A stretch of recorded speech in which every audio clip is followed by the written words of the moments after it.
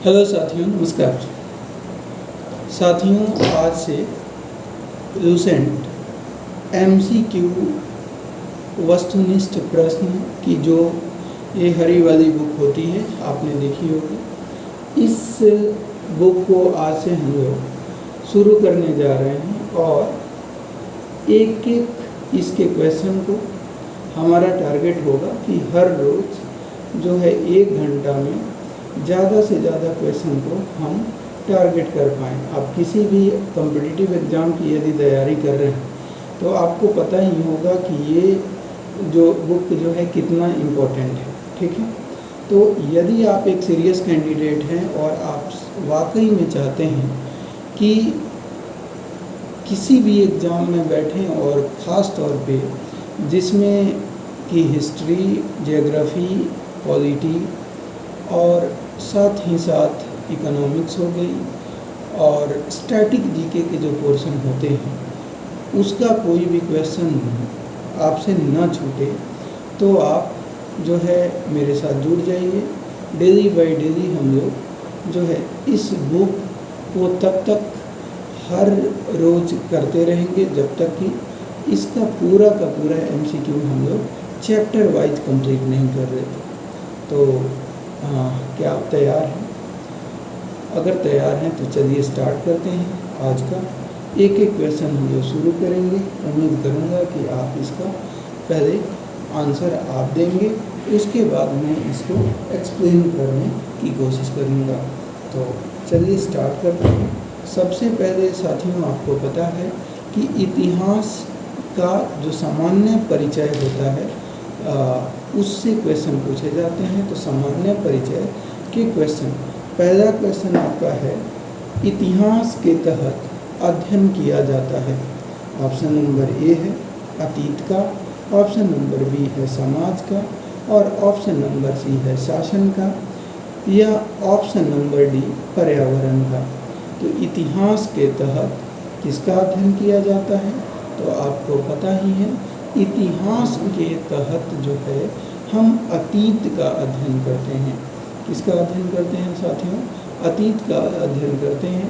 आपको पता होगा कि इतिहास में, इतिहास का मतलब ही होता है पास्ट की वो सभी घटनाएं जो घटित पास्ट में हुई हैं, उनकी तिथियां हो, घटनाएं हों, जो कि हमारे फ्यूचर और वर्तमान को कहीं ना कहीं जो है प्रभावित करती है। उसी का जो कुछ भी विवरण पास्ट में हुआ है, उसी की स्टडी को हम लोग क्या बोलते हैं साथियों? इतिहास बोलते हैं, ठीक है। आइए अगले क्वेश्चन की तरफ चलते हैं। तो इतिहास के तहत अध्ययन किया जाता है, तो आपने कहा कि अतीत का अध्ययन इतिहास के तहत किया जाता है। क्वेश्चन नंबर 2 है प्रथम यूनानी इतिहासकार कौन था? तो प्रथम यूनानी इतिहासकार, अगर आपसे पूछा जाए कि फर्स्ट यूनानी हिस्टोरियन, फर्स्ट ग्रीक हिस्टोरियन कौन था? तो हेरोडोट्स। हेरोडोट्स को आपको पता होगा इतिहास का जनक कहा जाता है। क्या कहा जाता है? हेरोडोट्स को इतिहास का जनक कहा जाता है। और आपको पता होगा कि ये ग्रीक हिस्टोरियन है। क्या है ये? ग्रीक हिस्टोरियन है। और ये जो है यूनान के हिस्टोरियन है। कहाँ के हैं? यूनान के हिस्टोरियन हैं। किसने स्पष्टता कहा कि इतिहास के समस्त निष्कर्ष युक्ति संगत साक्ष्यों पर आधारित हैं? किसने स्पष्टतया कहा कि इतिहास के समस्त निष्कर्ष युक्ति संगत साक्ष्यों पर आधारित हैं? यानी इतिहास का जितना भी कंक्लूजन जो है वो युक्ति संगत जो एविडेंस हैं उस पे बेस्ड है। ये बात किसकी है? हेरोडोटस की है, थ्यूसिडाइडस की है, या पॉलीबियस की है, या टैसीटस की है। तो दोस्तों ध्यान रखिएगा कि ये थ्यूसिडाइडस के द्वारा कहा गया कि इतिहास के समस्त निष्कर्ष युक्ति संगत साक्ष्यों पर आधारित होते हैं। किसके द्वारा कहा गया साथियों? तो ध्यान रखिएगा, ये थ्यूसिडाइडस ने कहा कि इतिहास के समस्त निष्कर्ष युक्ति संगत साक्ष्यों पर आधारित हैं। द हिस्ट्रीज के रचनाकार का नाम बताइए। द हिस्ट्रीज के रचनाकार कौन है? हेरोडोट्स, मेगास्थनीज, प्लिनी और प्लूटार्क। तो द हिस्ट्रीज के रचनाकार जो हैं वो हेरोडोट्स ही हैं। अगर बोला जाए कि हेरोडोट्स की बुक का नाम बताइए, तो हेरोडोट्स के द्वारा एक ग्रीक हिस्टोरियन है और इन्हीं को इतिहास का जनक कहा जाता है। अगर आपसे ये पूछा जा रहा है कि द हिस्ट्रीज के राइटर कौन है, तो वो भी हेरोडोट्स हैं। अगला है, इतिहास के पिता की पदवी सही अर्थों में किसे प्राप्त है? यानी फादर ऑफ हिस्ट्री किसको कहा जाता है? तो आंसर हो जाएगा साथियों, फादर ऑफ हिस्ट्री हेरोडोट्स को कहा जाता है। किसको कहा जाएगा? फादर ऑफ हिस्ट्री किसको कहा जाएगा? तो हेरोडोट्स को फादर ऑफ हिस्ट्री के रूप में जाना जाएगा। आइए आगे देखते हैं। इतिहास अपने को दोहराता है। Who said this statement? History repeat itself. इतिहास खुद को दोहराता है, ये कथन किसका है? आंसर हो जाएगा हीगेल का। हीगेल का स्टेटमेंट बड़ा ही इम्पोर्टेंट स्टेटमेंट है। हिस्ट्री रिपीट इटसेल्फ, इतिहास खुद को दोहराती है। ये किसने कहा था? तो हीगेल ने कहा था। किसने? हीगेल ने। हम इतिहास से यही सीखते हैं कि आदमी इतिहास से कभी कुछ नहीं सीखता। हम इतिहास से यही सीखते हैं कि आदमी इतिहास से कुछ नहीं सीखता। यह भी कथन किसका है अगर पूछा जाए? तो ये भी कथन हीगेल का है। हिस्ट्री रिपीट इटसेल्फ किसने कहा था? हीगेल ने कहा था।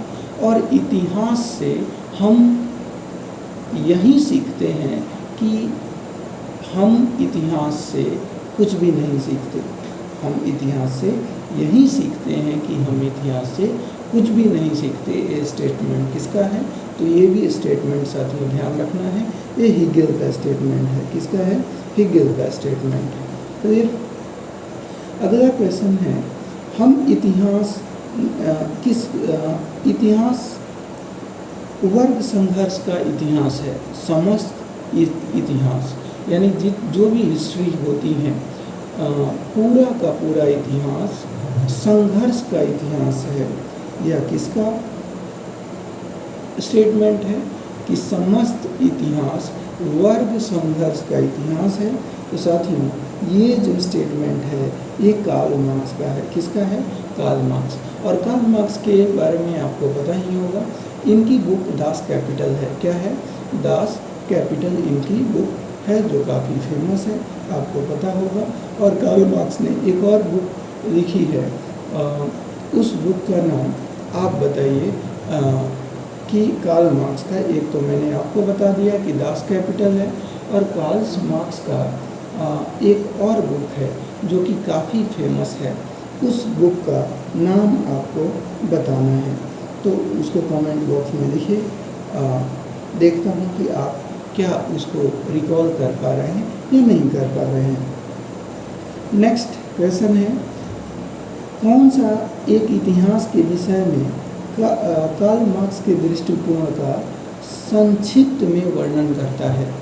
कौन सा स्टेटमेंट इतिहास के विषय में कार्ल मार्क्स के दृष्टिकोण का संक्षिप्त वर्णन करता है साथियों? तो कार्ल मार्क्स के दृष्टिकोण का संक्षिप्त वर्णन इतिहास शोषक और शोषित वर्गों के बीच संघर्ष का सिलसिला है। इतिहास शोषक और शोषित वर्गों के बीच संघर्ष का सिलसिला है। ये जो दृष्टिकोण है, ये किसका दृष्टिकोण है? तो ये कार्ल मार्क्स का साथियों दृष्टिकोण है। तो ध्यान रखिएगा, इतिहास शोषक और शोषित वर्गों के बीच संघर्ष का सिलसिला है या संघर्ष का नाम है। ये भी स्टेटमेंट्स जो है कार्ल मार्क्स का है। आइए आगे बढ़ते हैं। किसने द्वंद्वात्मक भौतिकवाद के सिद्धांत का प्रतिपादन किया? तो द्वंद्वात्मक भौतिकवाद प्रिंसिपल का प्रतिपादन किसने किया? तो द्वंद्वात्मक भौतिकवाद के सिद्धांत के प्रतिपादक भी कार्ल मार्क्स रहे हैं। तो आंसर होगा कार्ल मार्क्स। कार्ल मार्क्स ने वर्ग संघर्ष की प्रक्रिया को किस सिद्धांत की मदद से समझाने का प्रयास किया? तो कार्ल मार्क्स ने वर्ग संघर्ष की प्रक्रिया को द्वंद्वात्मक भौतिकवाद के माध्यम से समझाने का प्रयास किया। इतिहास विगत वर्षों की राजनीति है। इतिहास विगत वर्षों की राजनीति है। ये स्टेटमेंट किसका है? तो इतिहास विगत वर्षों की राजनीति है। ये स्टेटमेंट साथियों सीधे का है। किसका है? सीधे का ये स्टेटमेंट है। आइए आगे चलते हैं। कुछ और स्टेटमेंट मैं आपको बताना चाहूँगा। जैसे कि अगर कहा जाए कि सच यह है कि इतिहास में अतीत वर्तमान के साथ बदल जाता है। सच यह है कि इतिहास में अतीत वर्तमान के साथ बदल जाता है। मैंने क्या कहा कि सच यह है कि इतिहास अतीत में वर्तमान के साथ बदल जाता है। ये स्टेटमेंट किसका है? तो ये स्टेटमेंट ऑक्सफोर्ड का है। किसका है? ऑक्सफोर्ड का। सच यह है कि इतिहास में अतीत वर्तमान के साथ बदलता है। ऑक्सफोर्ड का स्टेटमेंट है। अगला है ट्रेवेलियन। ट्रेवेलियन का एक स्टेटमेंट है, इतिहास का महत्व वैज्ञानिक नहीं है। किसने कहा था कि इतिहास का जो महत्व है वो वैज्ञानिक नहीं है? ये किसकी कथनी है? किसका स्टेटमेंट है? तो आंसर हो जाएगा साथियों, इतिहास का महत्व वैज्ञानिक नहीं है। ये ट्रेवेलियन ने कहा था। किसने कहा था? ट्रेवेलियन ने। संपूर्ण इतिहास विचारों का इतिहास है। संपूर्ण हिस्ट्री विचारों का इतिहास है। पूरा का पूरा इतिहास जो है वो विचारों का इतिहास है। ये बात किसने कही थी? तो पूरा का पूरा इतिहास विचारों का इतिहास है। ये बात जो है ये कॉलिंग वुड के द्वारा कही गई थी। किसके द्वारा? कॉलिंग वुड ने कहा था कि संपूर्ण इतिहास विचारों का इतिहास है। इतिहास स्वतः मात्र एक विज्ञान है, इससे कम नहीं और इससे अधिक नहीं। किसने कहा था कि इतिहास स्वतः मात्र एक विज्ञान है, इससे कम नहीं और इससे अधिक नहीं? ये स्टेटमेंट जो है ये ब्यूरी का है। किसका है? ब्यूरी ने कहा था कि इतिहास अपने आप में एक विज्ञान है, इससे यह कम भी नहीं और इससे यह अधिक भी नहीं। तो इतिहास अपने आप में ही क्या है साथियों? ये साइंस है, इससे कम भी नहीं और इससे अधिक भी नहीं। ये कथन किसका है? तो आंसर हो जाएगा ये स्टेटमेंट ब्यूरी का है। किसका है? ब्यूरी का है। आइए, किस इतिहास दर्शन शास्त्री ने कहा था समस्त इतिहास समकालीन इतिहास है? किस इतिहास शास्त्री का यह स्टेटमेंट है कि समस्त इतिहास समकालीन इतिहास है? तो ये समस्त इतिहास समकालीन इतिहास है। ये स्टेटमेंट्स जो है वो बेनेडिक्टो क्रोचे का है। किसका है? बेनेडिक्टो क्रोचे। क्या? समस्त इतिहास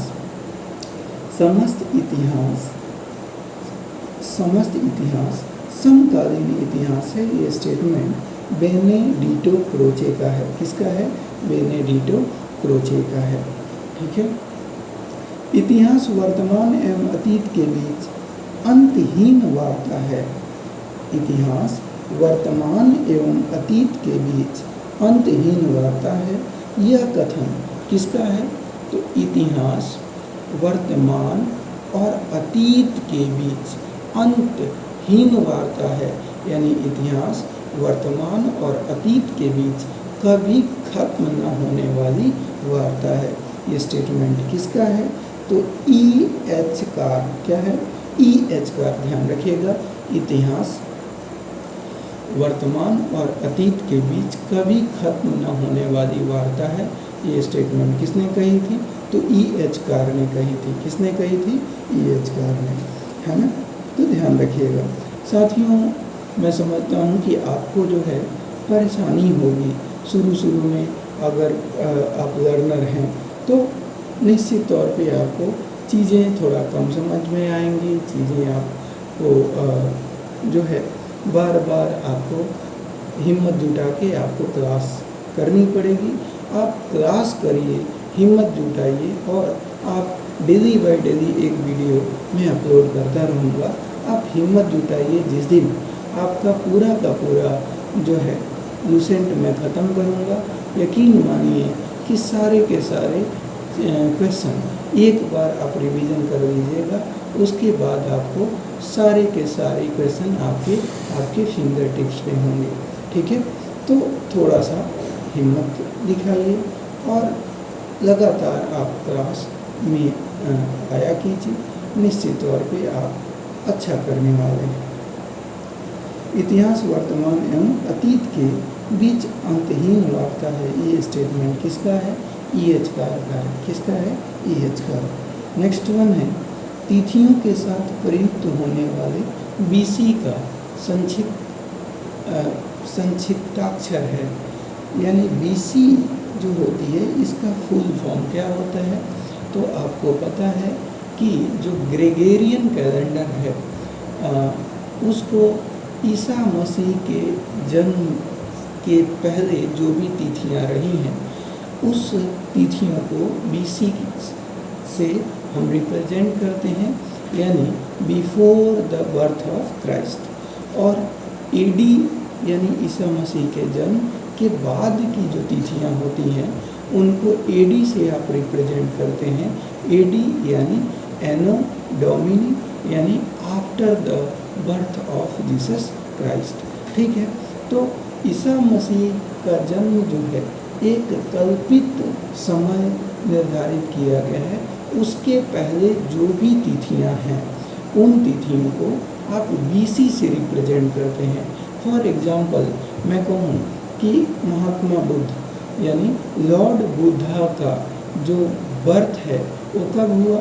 तो लॉर्ड बुद्धा का जो बर्थ है वो हुआ था 563 BCE में। कब हुआ था? 563 BCE में ये बर्थ हुआ था। यानी और आपसे पूछ लिया जाए डेथ कब हुआ था, तो 483 BCE में उनका डेथ हुआ था। यानी आप कह सकते हैं कि ये जो BC के पहले वाली जो समय होती है वो आपको उल्टा चलना पड़ता है। यानी जन्म हुआ 563 BCE में और 563 यानी ईसा मसीह का जन्म होने के ठीक 563 वर्ष पहले जो है महात्मा बुद्धा का जन्म हुआ था।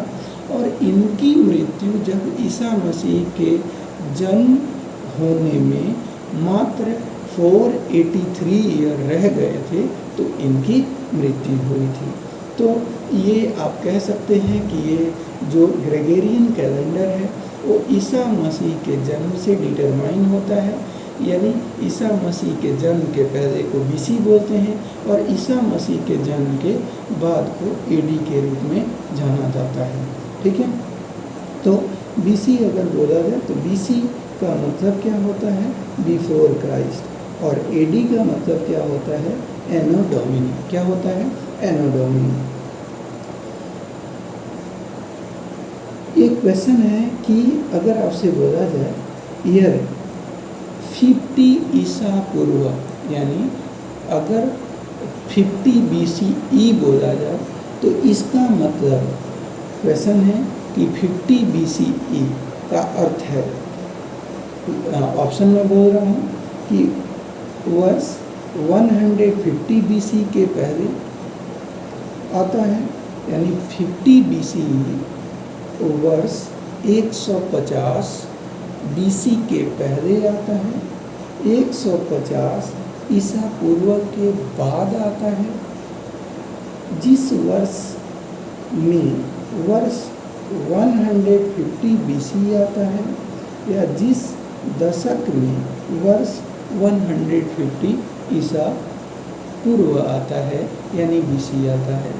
तो इनका कहना है कि 50 BC यानी 50 BC यानी बिफोर क्राइस्ट जो आता है ये कब आता है?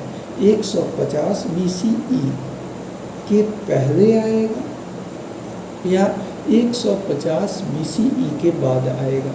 तो जाहिर सी बात है, मान लीजिए कि ये ईसा मसीह का डेट ऑफ बर्थ है 150 ईसा पूर्व किसी का जन्म हुआ है, और किसी का जन्म ठीक 50 ईसा पूर्व, यानी ईसा मसीह के जन्म के 150 साल पहले, और किसी का जन्म ईसा मसीह के जन्म होने के ठीक 50 साल पहले।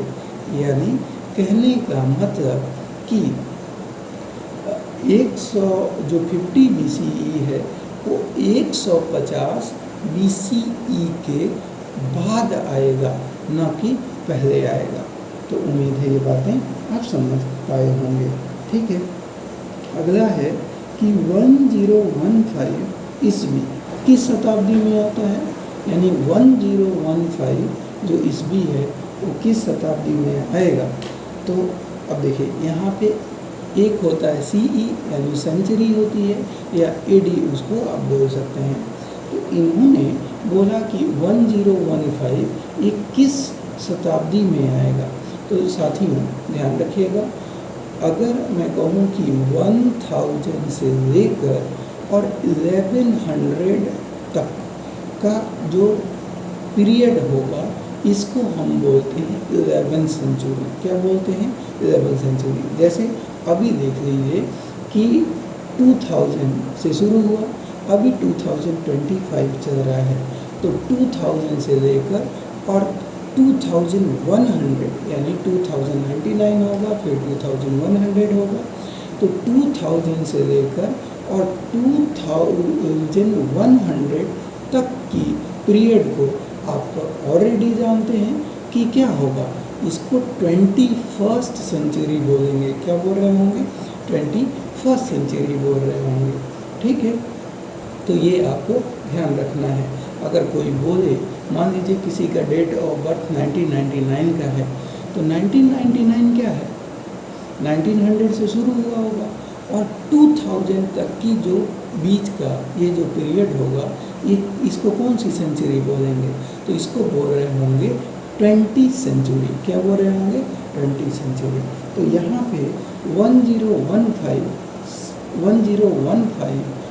सेंचुरी को, CE को क्या बोलेंगे? तो 1015 CE को 11th सेंचुरी बोलेंगे। क्या बोलेंगे? 11th सेंचुरी बोल रहे होंगे। ठीक है, तो ये ध्यान रखिएगा, 11th सेंचुरी 11वीं शताब्दी के रूप में इसे जानेंगे। अगला क्वेश्चन है कि विक्रम संवत, अगर ये क्वेश्चन है कि विक्रम संवत की शुरुआत कब हुई, तो विक्रम संवत आपको पता होना चाहिए कि इसकी शुरुआत साथियों 58 ईसा पूर्व में कब हुई थी? 58 ईसा पूर्व में विक्रम संवत की शुरुआत होती है। अगर आपसे पूछा जाए कि चलिए शक संवत की शुरुआत कब होती है, तो शक संवत की शुरुआत 78 AD में होती है, यानी ईसा मसीह के जन्म के 78 साल बाद शक संवत यानी कनिष्क राजा आएगा, और उसका जो कोरोनोशन होगा, राज्याभिषेक जो होगी, उस समय वो चलाएगा शक संवत, यानी 78 AD में शक संवत शुरू होगा, और ईसा मसीह के जन्म के 58 ईयर पहले जो संवत चलेगी उसको हम लोग बोलेंगे विक्रम संवत। तो कई बार पूछा जाता है कि विक्रम संवत और शक संवत के बीच में टोटल कितना का डिफरेंसेज है। तो आप देखिए ना, 58 से पहले आपको 50 ईसा मसीह के जन्म के 58 ईयर पहले विक्रम संवत चलाया गया, और विक्रम संवत से आप पहले ईसा मसीह के जन्म यानी 0 पे आ रहे होंगे, तो 0 से 58 ये हो गए, और फिर यहाँ से आपको 78 तक जाना पड़ेगा। तो 58 इधर और 78 इधर, यानी ओवरऑल कितना 135, 8 और 7 15 और 7 5 12, 1 13, यानी 135 ईयर का गैप इनके बीच होगा। तो ध्यान रखिएगा, कुछ संवत एग्ज़ाम में मोस्ट इम्पॉर्टेंट हैं और एग्ज़ाम में बार बार पूछे जाते हैं कि शक संवत की शुरुआत, क्योंकि भारत सरकार ने शक संवत को ही अपनाया हुआ है, तो शक संवत की शुरुआत जो है वो 78 सेंचुरी में शुरू हुई थी। विक्रम संवत की शुरुआत 58 सेंचुरी में हुई थी। और अगर हम गुप्ताज संवत की बात करें तो गुप्ताज संवत की शुरुआत जो है 320 सेंचुरी में हुई थी। उसी तरह से जैसे हिजरी कैलेंडर की बात करें तो 622 सेंचुरी में हुई थी। उसके अलावा एक संवत आती है कलचुरी संवत। क्या आती है साथियों? कलचुरी संवत। और कलचुरी संवत ध्यान रखिएगा, यह साथियों इसको कली संवत के रूप में भी जाना जाता है। और कली संवत सबसे पुरानी संवत है, ये 3102 ईसा पूर्व में का 3102 ईसा पूर्व में ये कली संवत की शुरुआत होती है। तो पहला हमने बताया विक्रम संवत 58 BCE में, दूसरा हमने बताया शक संवत 78 सेंचुरी में, और तीसरा हमने बताया गुप्ताज संवत 320 सेंचुरी में, और चौथा आपको ध्यान रखना है कली संवत 3102 BCE में। हिजरी संवत अगर पूछ लिया जाए तो हिजरी कैलेंडर की शुरुआत 622 सेंचुरी में हिजरी संवत की शुरुआत होती है। ठीक है, आगे अगर साथियों आपसे पूछा जाए कि ध्यान रखिएगा कि अगर ये क्वेश्चन हो कि शक संवत का प्रारंभ किस सम्राट के शासनकाल में और 78 सेंचुरी में शुरू हुआ, तो अगर आपसे बोला जाए कि शक संवत की शुरुआत 78 AD में जो हुई है वो किस राजा के कार्यकाल में हुई, तो ये कुषाण राजा आपको पता ही है कनिष्क था। और कनिष्क ने ही उसका जो कोरोनेशन हो रहा था, राज्याभिषेक हो रहा था, तो उसी समय जो है ये वो जो है शक संवत की शुरुआत करता है। ठीक है, उम्मीद है ये बातें आपको समझ में आई होंगी। आइए, भारत का राष्ट्रीय पंचांग यानी नेशनल कैलेंडर किस संवत पर आधारित है? तो अभी हमने इसकी चर्चा की कि भारत का जो नेशनल कैलेंडर है, राष्ट्रीय पंचांग है, वो जो है शक संवत पर आधारित है। किस पर आधारित है? शक संवत पर भारत का राष्ट्रीय पंचांग जो है वो आधारित है। गुप्त संवत को प्रारंभ करने का श्रेय किसको जाता है? तो मैं आपको बता चुका हूँ कि जो गुप्ताज जो पीरियड है वो शुरू ही हुई है, आपको पता है कि 320 सेंचुरी में।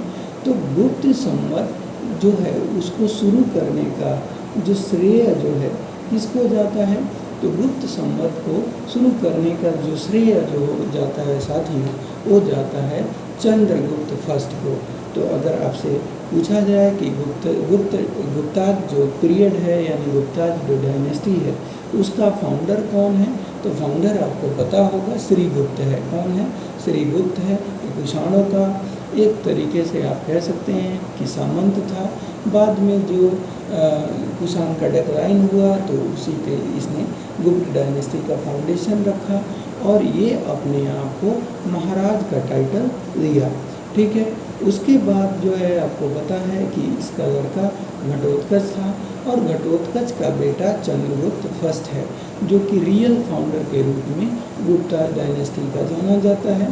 साथ ही साथ अगर मैं आपको बताऊं तो चंद्रगुप्त फर्स्ट का के बाद चंद्रगुप्त का बेटा जो है वो आपको पता होगा कि उसका समुद्रगुप्त है। और समुद्रगुप्त के दो बेटे थे, एक का नाम रामगुप्त जो कि निकम्मा कायर शासक था, मतलब अयोग्य शासक था आप कह सकते हैं। और उसका छोटा भाई चंद्रगुप्त सेकंड, जिसने बाद में शकों को हराया, विक्रमादित्य का टाइटल दिया और सिल्वर के सिक्के इसने चलाए। वैसे गुप्ताज जो डायनेस्टी है उस सबसे ज़्यादा सोने के सिक्के जो है चलाने के लिए जाने जाते हैं। लेकिन ये शकों को हराने के बाद उन्हीं की खुशी में इसने जो है चांदी के सिक्के, क्योंकि चांदी का सिक्का जो है सबसे ज़्यादा शक चलाते थे, शकों को हराया और चंद्रगुप्त सेकंड ने चांदी के सिक्के चलाए।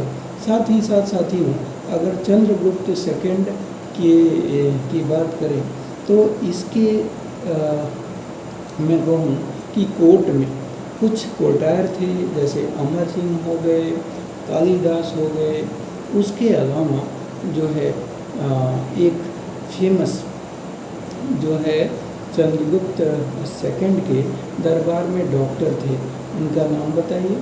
तो जैसे मैं कहूँ कि बिंबिसार के दरबार में एक फेमस डॉक्टर थे जिनका नाम क्या था, तो जीवक नाम था।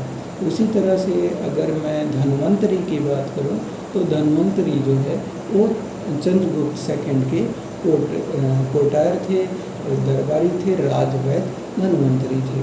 ठीक है। वहीं अगर मैं पूछूं आपसे कि कनिष्क का जो दरबार में एक जो राजवैद्य थे उनका नाम क्या था, तो कनिष्क के दरबार में जो साथियों राजवैद्य थे उनका नाम बताइए ज़रा। तो कनिष्क के अगर मैं बात करूं कि राज दरबारी कौन थे, तो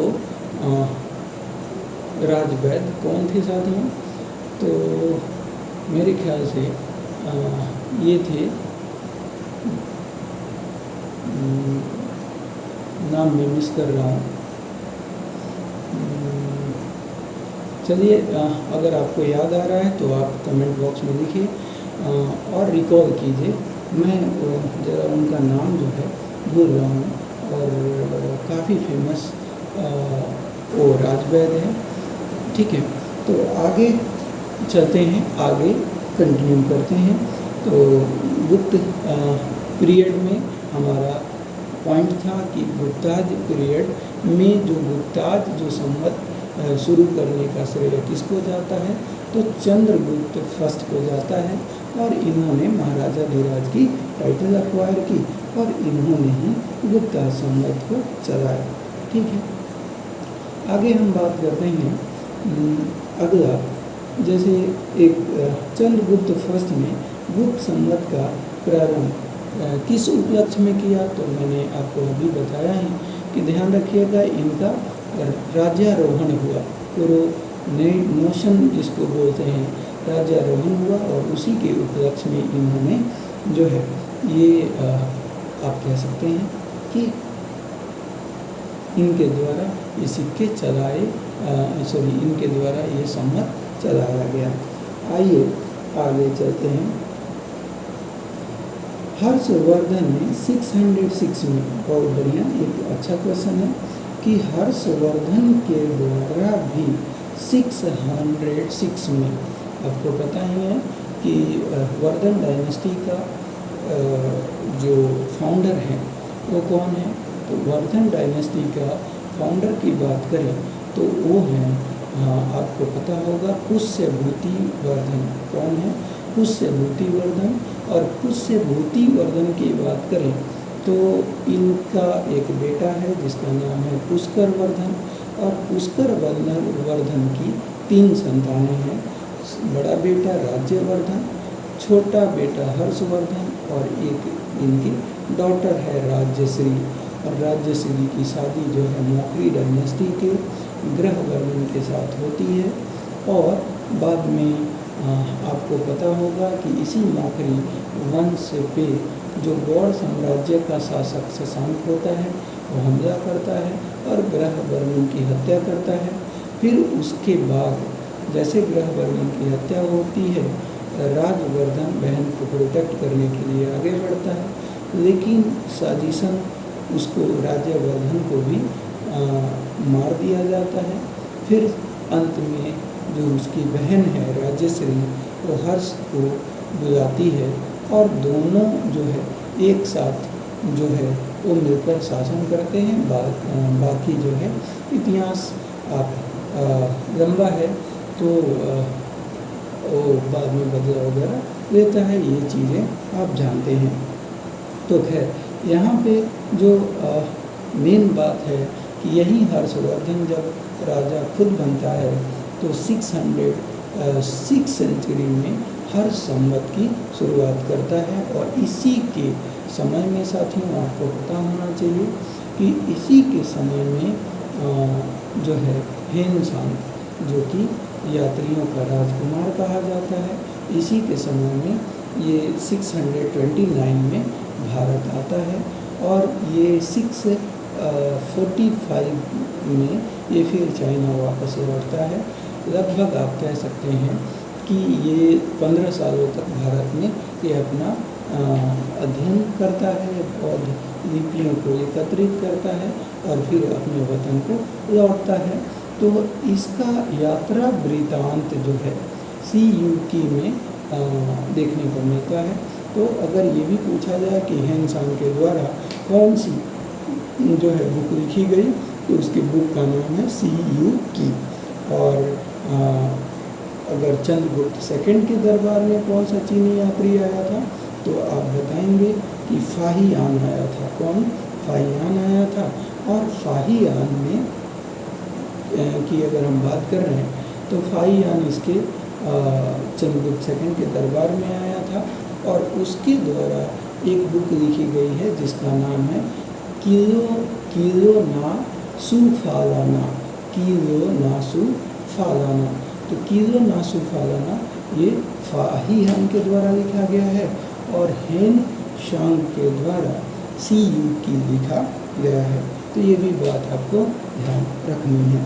आगे हम चलते हैं। तो हर्ष संवत 606 सेंचुरी में हर्ष के द्वारा, राजा हर्ष के द्वारा चलाया गया, ये आपको ध्यान रखना है। वह कौन सा संवत है जो कलचुरियों द्वारा प्रयुक्त किए जाने के कारण कलचुरी संवत के नाम से जाना गया? तो कलचुरी संवत अभी मैं आपको बता चुका हूँ कि 3102,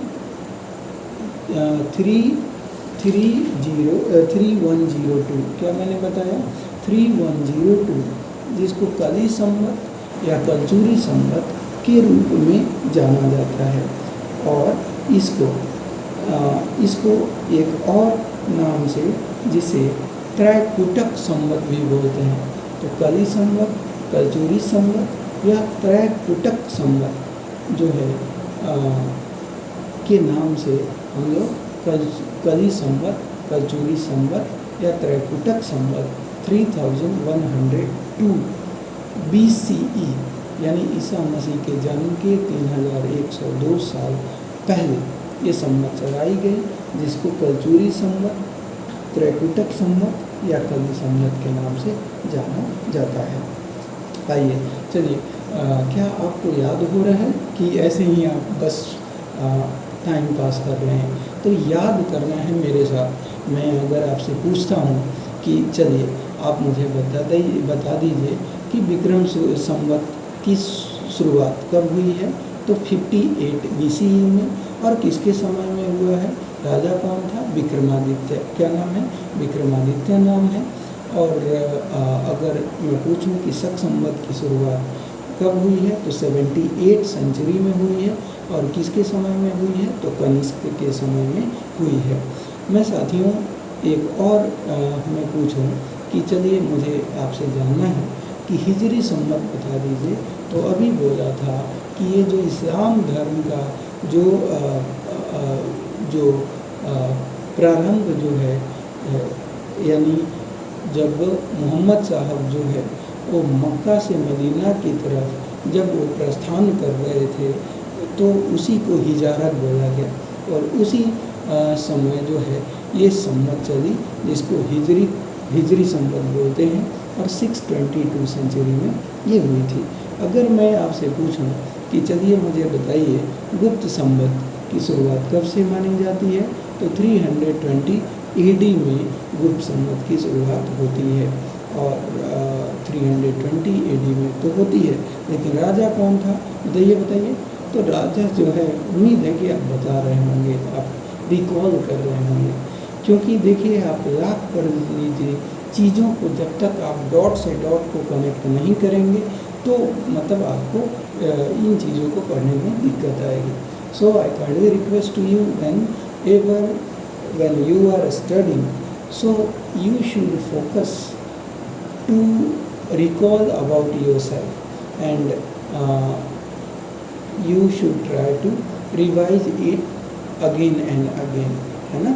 तो ये ज़रूरी है और यही तो है कि औरों से आपको अलग बनाएगा। आपको जो है चीज़ें रट्टा नहीं मारनी पड़ेगी जब आप डॉट से डॉट को कनेक्ट करेंगे, चीज़ों को समझने का प्रयास करेंगे। और ये बहुत लंबा समय नहीं लगेगा आपको, कुछ दिनों की बात है। शुरू में थोड़ा सा महीना ज़रूर लगेगा, लेकिन बाद में आप बहुत अच्छा करेंगे, है ना। तो आइए आगे चलते हैं। अगर मैं आपसे पूछूं कि चालुक्य विक्रम संवत की शुरुआत जो हुई, चालुक्य विक्रम संवत की शुरुआत कब से मानी जाती है साथियों। तो ध्यान रखिएगा, पहली बात कि चालुक्य विक्रम संवत अगर आपसे बोला जाए तो ये विक्रमादित्य, किसका, विक्रमादित्य 6 के द्वारा ये शुरू की गई थी। किसके द्वारा, विक्रमादित्य 6 के द्वारा चालुक्य विक्रम संवत की शुरुआत हुई थी। एक और साथियों इम्पोर्टेंट है जो बार बार एग्जाम में पूछा जाता है कि अगर आपसे ये बोला जाए कि लक्ष्मण, अगर आपसे ये पूछ लिया जाए कि चलिए आप मुझे बताइए कि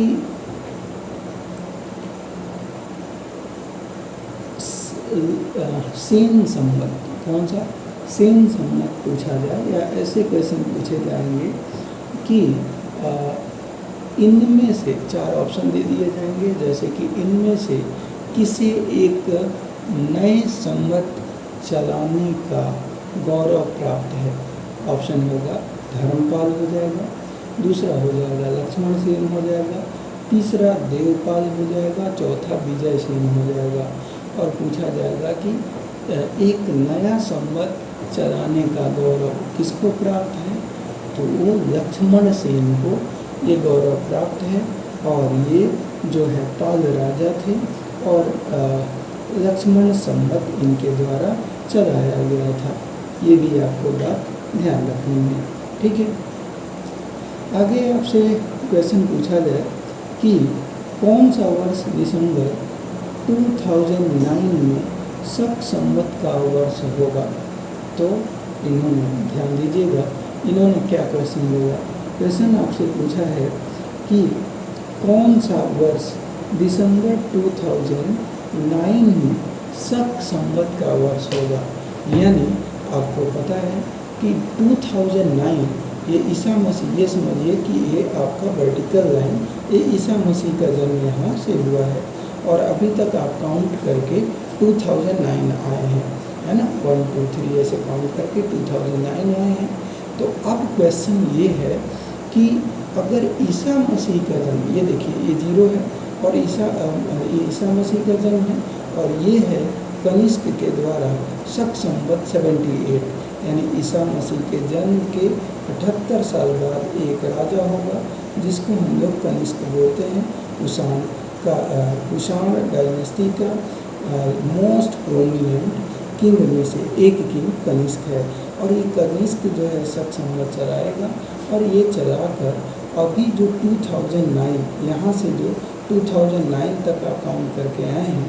अब प्रॉब्लम ये है, आपसे ये पूछा जा रहा है कि अगर आप शक के अकॉर्डिंग 2009 को काउंटिंग करेंगे ना, तो शक के अकॉर्डिंग यानी जो 78 को अगर आप 0 माने और वहाँ से आप शुरू करें तो अभी जो है उस जो भारत सरकार की जो इंडियन गवर्नमेंट की जो कैलेंडर है उस कैलेंडर के अकॉर्डिंग, शक संवत के अकॉर्डिंग क्या कौन सा ईयर रहा होगा, कौन सा साल रहा होगा।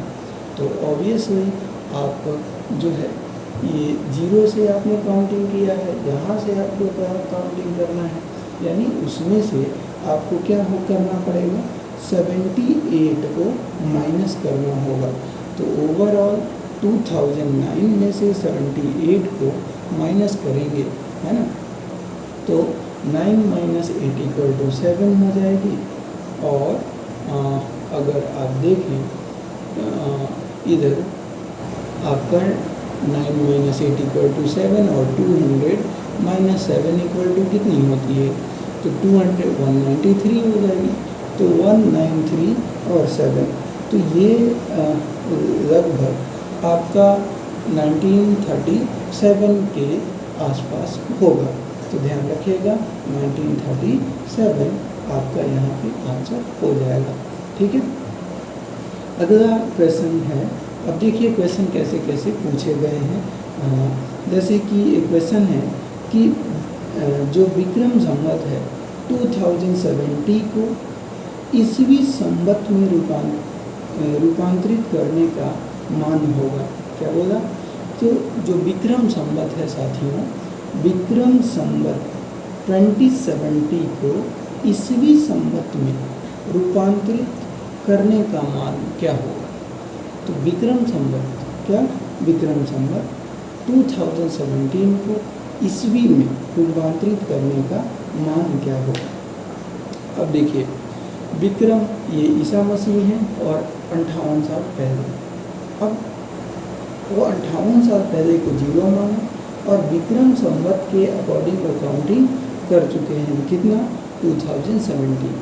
तो अगर ये ईसा मसीह के यानी ग्रेगोरियन कैलेंडर के अकॉर्डिंग देखें तो वो कितना होगा, विक्रम संवत से 0 मानकर और यहाँ पे 2000 कितना 70 इसको माना गया है, कितना माना गया है 2070 माना गया है। तो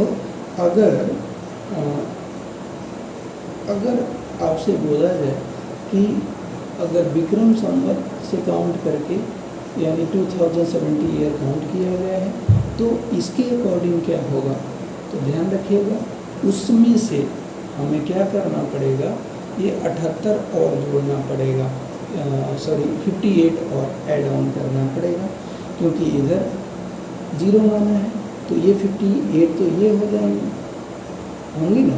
तो 50 अगर विक्रम संवत है और 0 से इसके अकॉर्डिंग बनाना है तो इसमें ये 58 तो ये और ऐड ऑन होंगे, मतलब अगर यहाँ लाना है तो ये 58 2070 में ऐड होगा तभी तो बनेगा।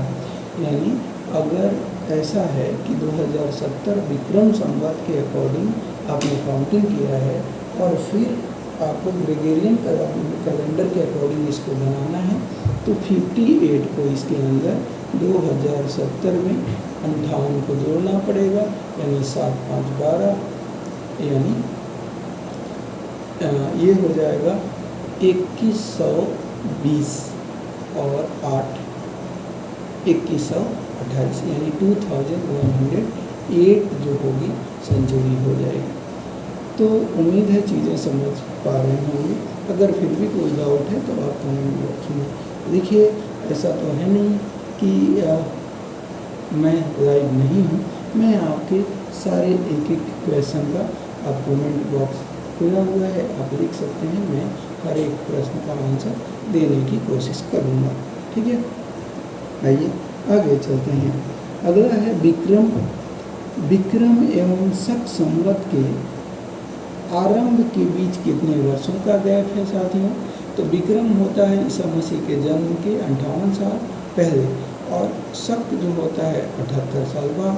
तो 58 और 78 के बीच का डिफरेंस जो है दोनों को, मतलब 58 से 0 पे आने के लिए 58 और 0 से 78 पे जाने के लिए 78। तो 58 और 78 को आप ऐड कर रहे होंगे, so definitely it will become 113 135 year, कितना 135 year. So when ever somebody which one will ask you what difference between Shak calendar and Vikram calendar, so you can say that the difference between Shak calendars and Vikramaj calendar will be 135 year, कितने 135 year. चलिए आगे बढ़ते हैं. Pulakeshin first का बादामी शिलालेख शक को वर्ष 465 का दिनांकित है. यदि इसे विक्रम संवत में दिनांकित करना हो तो वर्ष होगा. अब देखिए पुलकेशिन फर्स्ट, अगर आपसे बोला जाए कि आपको पता ही होगा चालुक्य डायनेस्टी, कौन सी डायनेस्टी, चालुक्य डायनेस्टी का फाउंडर कौन रहा है. तो चालुक्य डायनेस्टी का साथियों जो फाउंडर हैं ये पुलकेशिन फर्स्ट हैं. कौन है, पुलकेशिन फर्स्ट. और इनके द्वारा एक शिलालेख है बादामी का शिलालेख. कौन सा शिलालेख, बादामी का जो इंस्क्रिप्शन है उसमें लिखा हुआ है 465 शकाज, है ना. तो 465 शकाज यानी शक जो कैलेंडर है उसके अकॉर्डिंग 465 ईयर है. और उस मतलब वो बादामी का शिलालेख में 465 ईयर शक कैलेंडर के अकॉर्डिंग काउंटिंग किया गया है. तो इसको अगर विक्रम संवत के अकॉर्डिंग आपको अरेंज करना है तो आप बताइए उसके अकॉर्डिंग क्या तिथि बादामी की शिलालेख की रही होगी. तो शक के अकॉर्डिंग कितना है आपको देखना है कि 465 है. फिर उसके पहले इनके बीच यानी विक्रम से शक के बीच गैप कितना का है 135 का. तो ये जुड़ जाएंगे यानी 465 और 135 आप जोड़ेंगे तो लगभग 601 के आसपास आएंगे. तो अगर विक्रम संवत के अकॉर्डिंग अगर आप इसकी बात करेंगे तो ये 601, कितना 601 सेंचुरी की बात हो रही होगी. अगला है राजस्थान सरकार के कैलेंडर में विक्रम संवत 2063 लिखा हुआ है. तो शक संवत क्या होगा, ये क्वेश्चन साथियों RPS Rajasthan public service commission 2011 में पूछा गया है कि राजस्थान सरकार के कैलेंडर में विक्रम संवत 2063 ये काउंट किया गया है. तो शक संवत के अकॉर्डिंग क्या होगा. तो अगर शक के अकॉर्डिंग अगर हम देखें तो शक और विक्रम में 135 साल का गैप है. तो इसमें आप क्या करेंगे, विक्रम से शक को माइनस करना पड़ेगा यानी 135 ईयर 2063 में से माइनस करना पड़ेगा. तो 2063 में से 135 को जब आप माइनस करेंगे तो 1928 के समथिंग आएगा. ठीक है, तो माइनस बस कर दीजिएगा, आंसर आ जाएगा. ठीक है, तो इसमें कोई रटने वाली चीज़ नहीं है. इसको थोड़ा सा बस लॉजिकली आपको मैथ रीजनिंग तो आप पढ़ते ही होंगे, मैथ पढ़ते ही होंगे, तो इतनी तो आपसे एक्सपेक्ट की ही जाती है कि इतना जो है चीज़ें आप कर पाएंगे. इतना दिमाग आपके पास भगवान ने, ईश्वर ने ज़रूर दिया है. तो आगे बढ़ते हैं.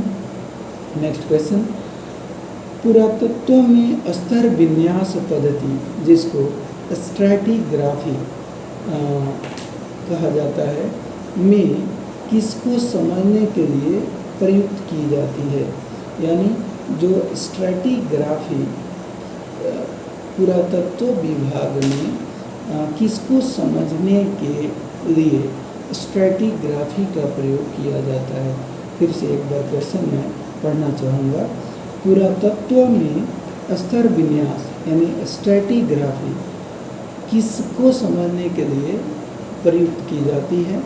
तो ऑप्शन है किसी संस्कृति के विस्तार की सीमा को समझने के लिए, भौतिक अवशेष के क्रमिक निक्षेप के लिए और बस्ती निवासियों के शारीरिक रक्षण के लिए या दुधारू पशुओं की सांख्यिकी संपत्ति के लिए। तो साथियों ध्यान रखिएगा, पुरातत्व स्तर विन्यास पद्धति यानी स्ट्रैटिग्राफी के अध्ययन से हमें जो अवशेष मिलते हैं, जो फॉसिल्स, जो रिमेन्स मिलते हैं, उनका अवशेष को आप जो है लगातार उसमें जो डिग्रेडेशन देखने को मिला है, क्रमिक जो निक्षेप जो हुई है, उसको जानने में हमें सुविधा मिलती है। देखिए, जैसे कि आप जानते हैं कि कोई भी अगर कोई जीवाश्म है, यानी आप कह सकते हैं कि कोई भी अगर फॉसिल्स है तो उस फॉसिल्स की एज क्या होगी, वो कितना पुराना है, उसको डिटरमाइन करने के लिए साथियों C14 यानी कार्बन 14 का यूज किया जाता है। अब भला कार्बन 14 से कैसे प्राप्त होता है कि वो कितना साल पुराना है? तो साथियों, अगर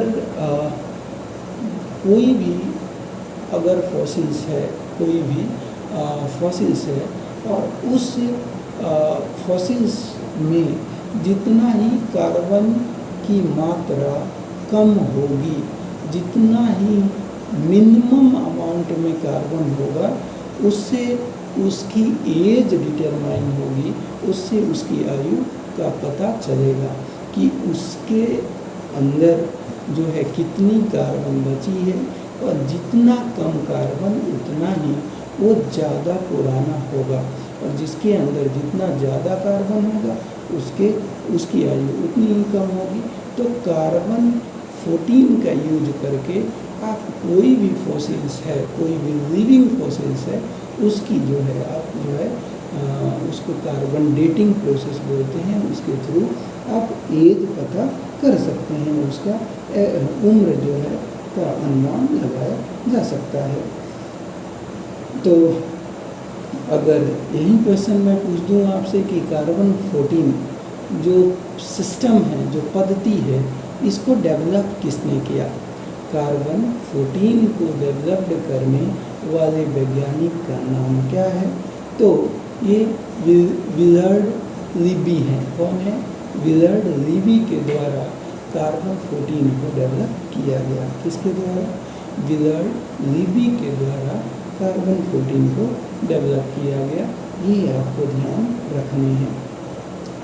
आगे आइए, कास्ट, अस्थि और शंख के पुरातत्वीय नमूने का काल निर्धारण करने के लिए निम्नलिखित में से कौन अपनाया जाता है? मैंने क्या बोला? जैसे कास्ट हो गया, अस्थि हो गई, शंख हो गया, और पुरातत्वीय नमूने जिनका काल निर्धारण करना है, तो उस काल को डिटरमाइन करने के लिए, उनकी उम्र का पता करने के लिए किसका यूज किया जाता है? तो कार्बन 14 का यूज किया जाता है। कार्बन डेटिंग पद्धति डेवलप किया किसने? तो ध्यान रखिएगा, विलार्ड लिबी के द्वारा इसको डेवलप किया गया, और इससे अस्थि हो, शंख हो, लकड़ी हो, इनके जो है डेट का, इनका जो है ये कितना पुराना है, उसको जो है पता किया जाता है। आगे कार्बन डेटिंग जो है, कार्बन डेटिंग निम्न की आयु निर्धारण हेतु प्रयुक्त होता है। तो कार्बन डेटिंग किसकी एज को निर्धारित करता है साथियों? तो कार्बन डेटिंग जीवाश्म के एज को निर्धारित करता है। किसको? जीवाश्म के एज को कार्बन डेटिंग निर्धारित करता है। प्रागैतिहासिक का अंत एवं इतिहास का आरंभ तब माना जाता है। देखिए साथियों, आपको पता होगा कि इतिहास को जो है हम मुख्यतः 3 भागों में बांटते हैं। एक तो आपको पता ही होगा कि एक होता है प्राचीन एंशिएंट हिस्ट्री, फिर होता है आपका मेडिवल हिस्ट्री, और एक होता है मॉडर्न हिस्ट्री। अब एंशिएंट हिस्ट्री को भी यानी प्राचीन इतिहास को भी आप जो है 3 कैटेगरीज में डिवाइड कर सकते हैं। कौन कौन से? तो एक होता है प्रागैतिहासिक काल यानी प्री हिस्ट्री, दूसरा होता है आद ऐतिहासिक काल यानी प्रोटो हिस्ट्री, और तीसरा होता है हिस्ट्री यानी इतिहास। तो आप इनको जो एंशिएंट हिस्ट्री है, प्राचीन इतिहास है, उसको 3 भागों में आप बांट सकते हैं। अब जो प्राचीन इतिहास है, जो प्राग ऐतिहासिक काल है, उस काल में जो है कोई भी रिटन यानी मानव जो है वो उस समय का जो मानव था वो आज का जो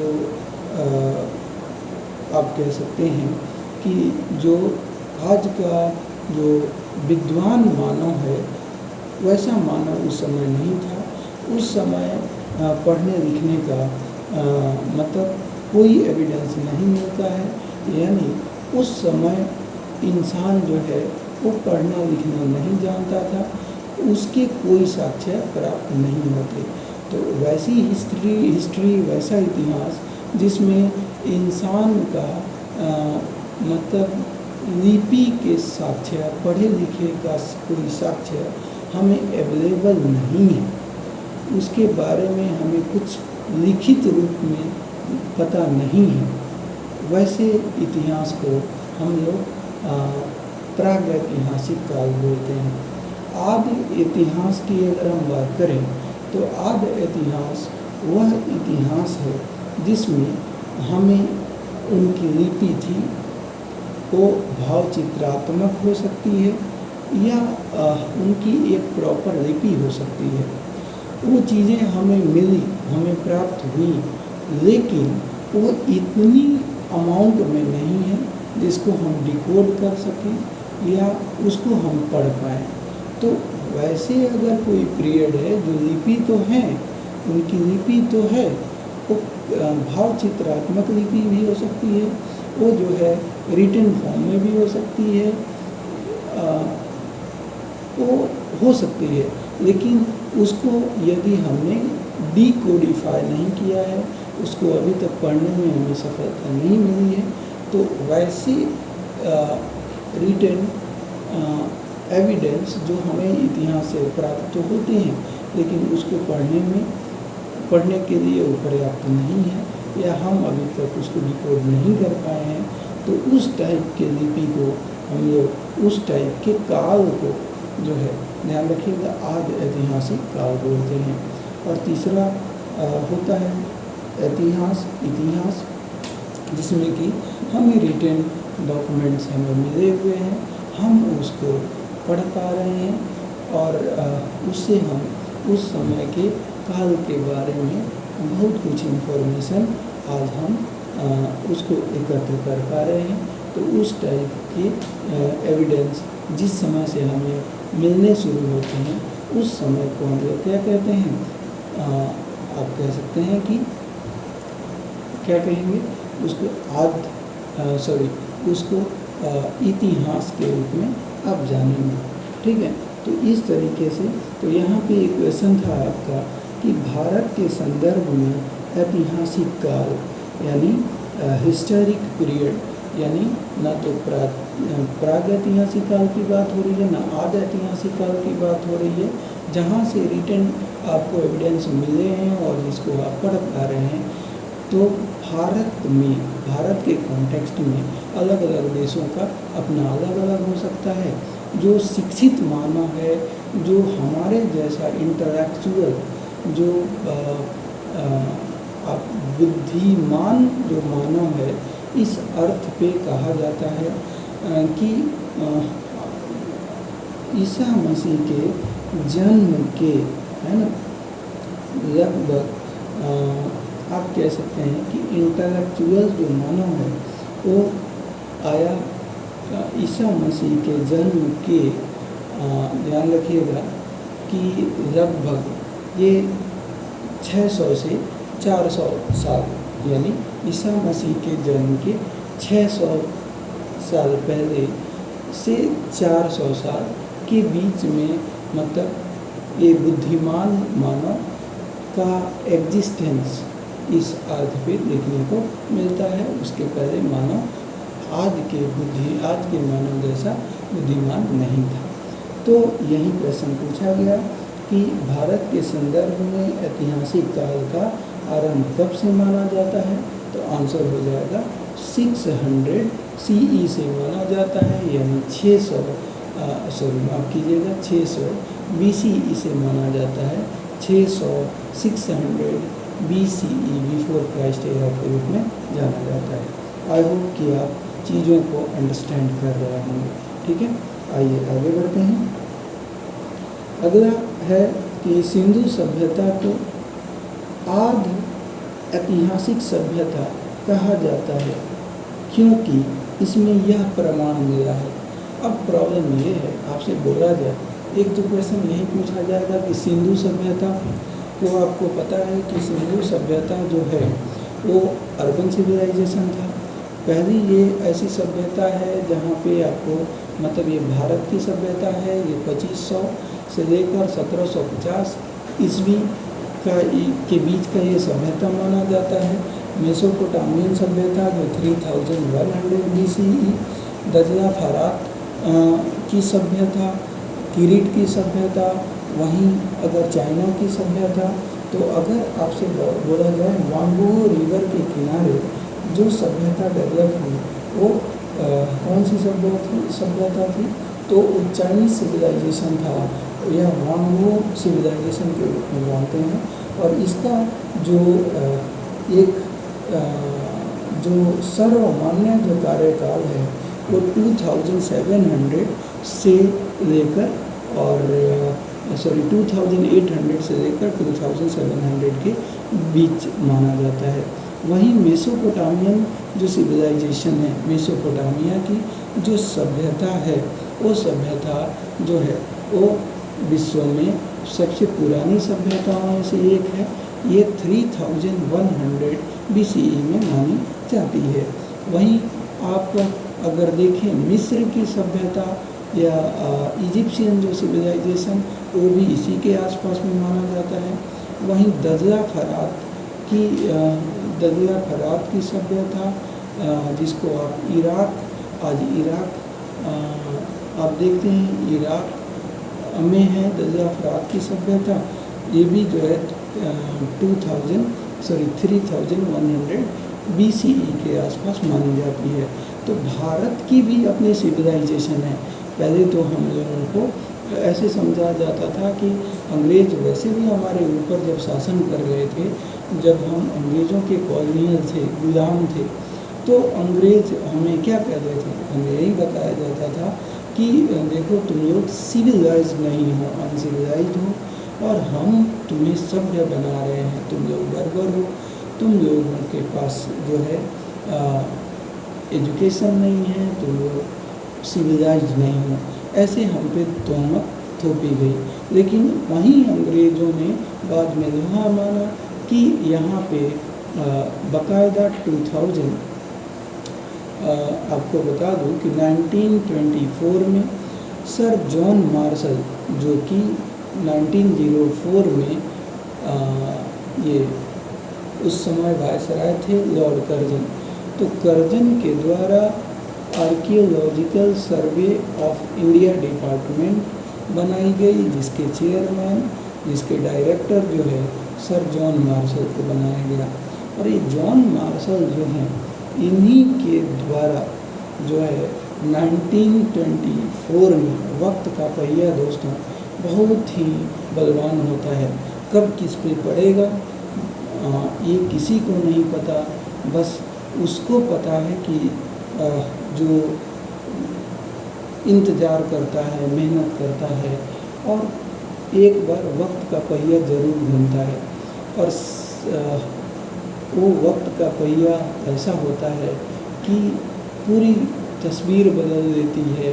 और आपका जो संघर्ष जो रहा है, जो आप मेहनत करते हैं, कभी न कभी तो वो पहिया आपके फेवर में आता है, और जिस दिन आता है आप सब कुछ बदल के रख देते हैं।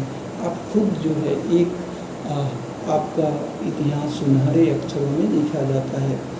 मेरे कहने का मतलब यही है कि जो लोग, जो अंग्रेज़ बार बार कह रहे थे कि भारतीय बर्बर हैं, अनसिविलाइज्ड हैं, इनको हम सिविलाइज्ड बनाने की कोशिश कर रहे हैं,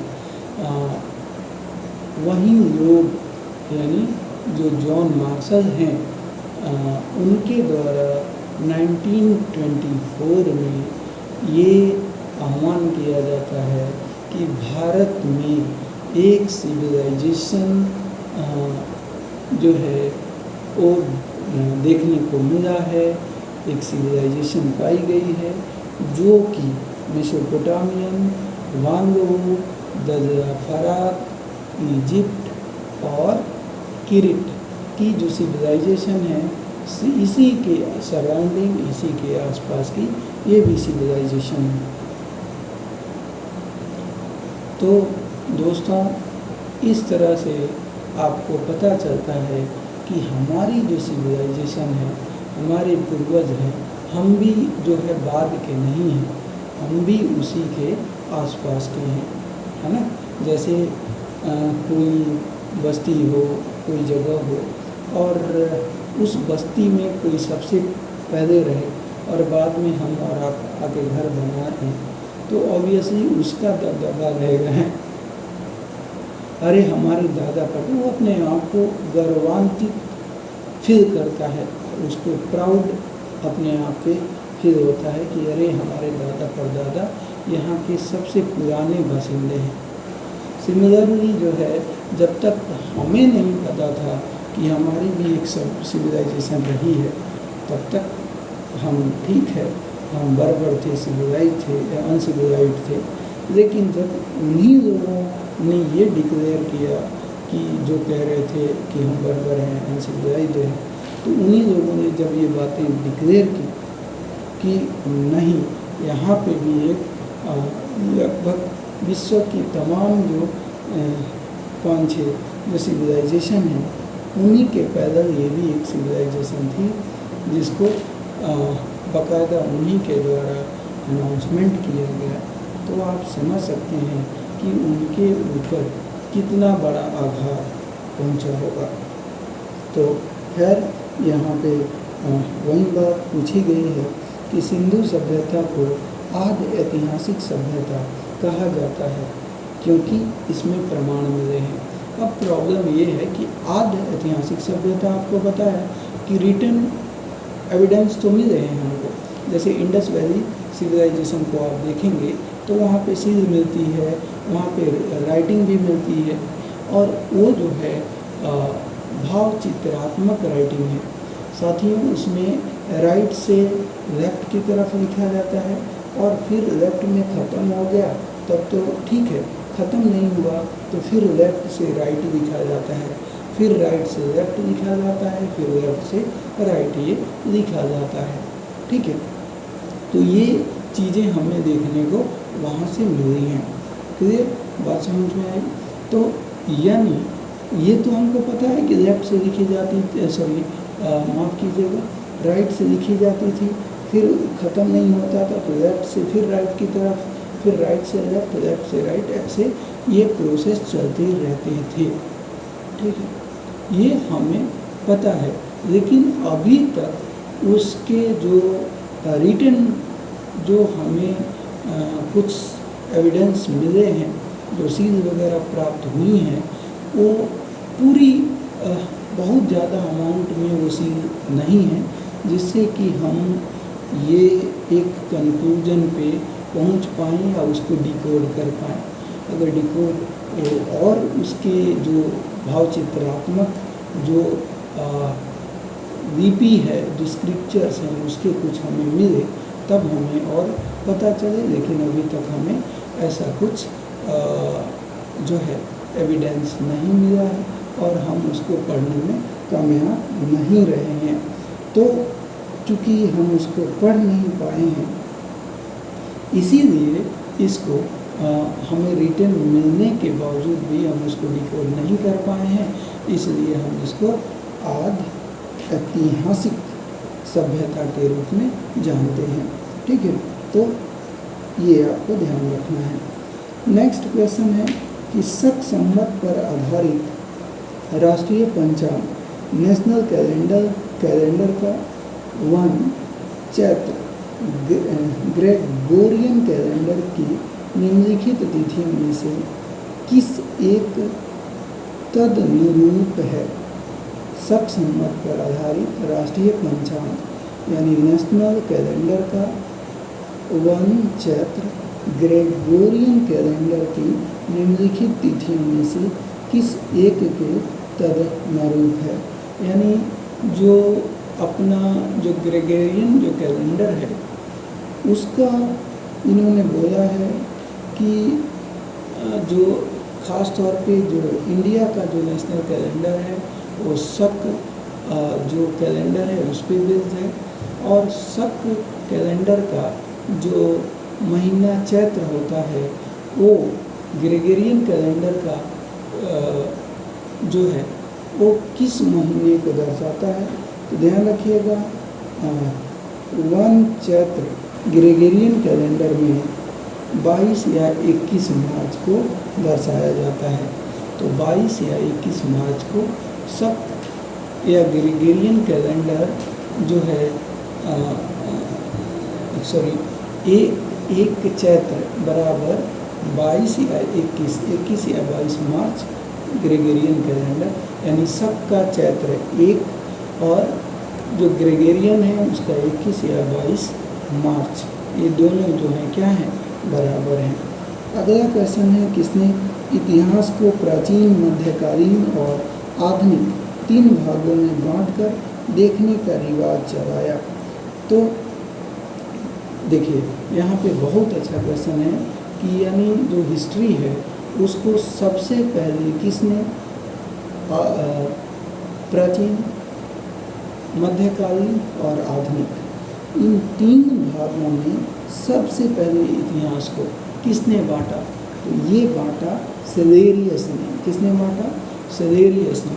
तो सबसे पहले क्वेश्चन पूछा है कि साथियों इतिहास को प्राचीन, मध्यकालीन और आधुनिक 3 भागों में बांटकर देखने का रिवाज किसके द्वारा चलाया गया?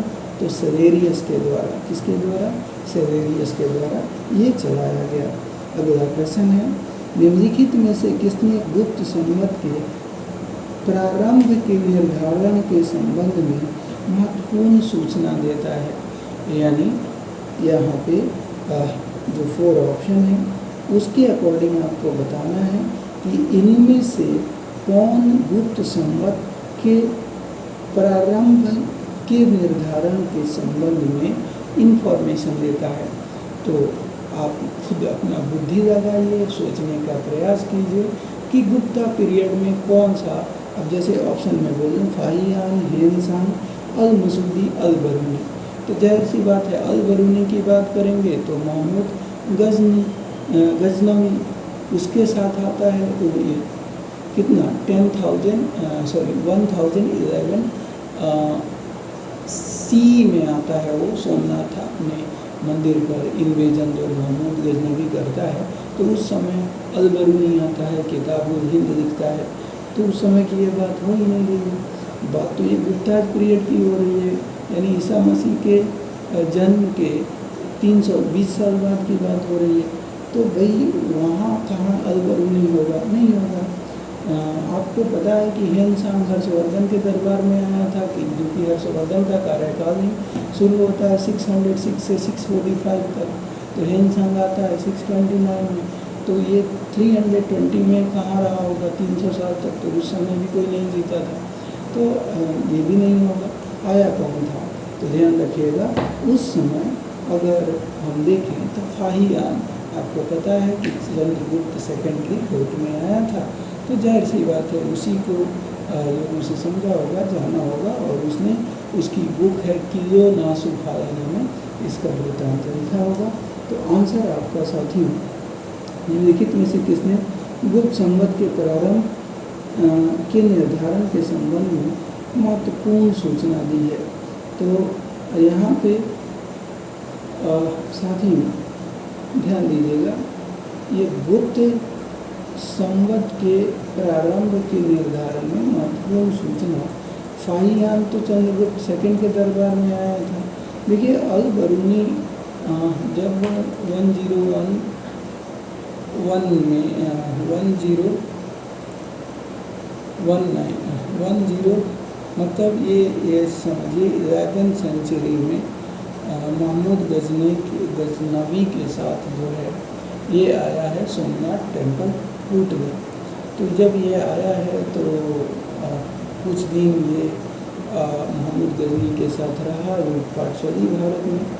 तो इस अल बरूनी की कहानी है कि वो जाता है अलग अलग मंदिरों में, पुजारियों से मिलता है, विद्वानों से मिलता है, बोलता है कि तुम्हारे धर्म ग्रंथ में क्या लिखे हुए हैं, ज़रा मुझे भी सिखाओ, बताओ।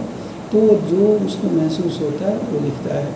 तो उसी क्रम में जो है इसको ये गुप्ताज जो कैलेंडर है इसके बारे में जानकारी मिलती है और उसको लिखता है। तो यहाँ पे साथियों आंसर जो होगा ये अल बरूनी ही होगा। क्या होगा?